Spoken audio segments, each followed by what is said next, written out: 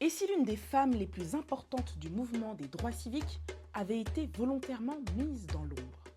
24 mars 1912, née une femme sans qui une partie de l'histoire ne tiendrait pas. Son nom, Dorothy Height.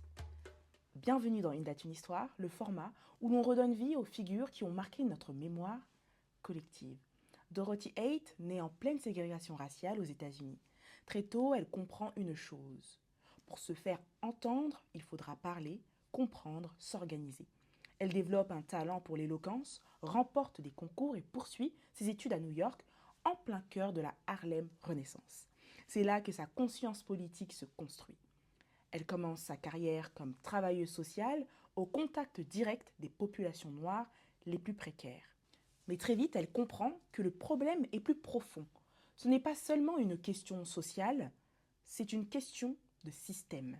En 1938, elle rejoint la YWCA où elle lutte contre la ségrégation, y compris à l'intérieur même de l'organisation. Elle ne veut pas d'une égalité symbolique, elle veut une transformation réelle. Sa rencontre avec Mary McLeod Bethune va changer sa trajectoire. Elle rejoint alors le National Council of Negro Women et en 1957, Dorothy Height en devient présidente. Elle dirigera cette organisation pendant près de 40 ans. Dans l'ombre, elle devient l'une des architectes du mouvement des droits civiques. Elle travaille aux côtés de Martin Luther King, organise des campagnes, mobilise des communautés, structure des luttes. En 1963, elle est présente lors de la marche sur Washington, le jour du célèbre discours I Have a Dream. Elle est sur scène, mais elle ne prend pas la parole. Parce qu'à cette époque, même dans un mouvement pour la liberté, les femmes noires restent mises en retrait. Dorothy Height refuse ce silence. Elle comprend que le combat est double. Contre le racisme, mais aussi contre le sexisme.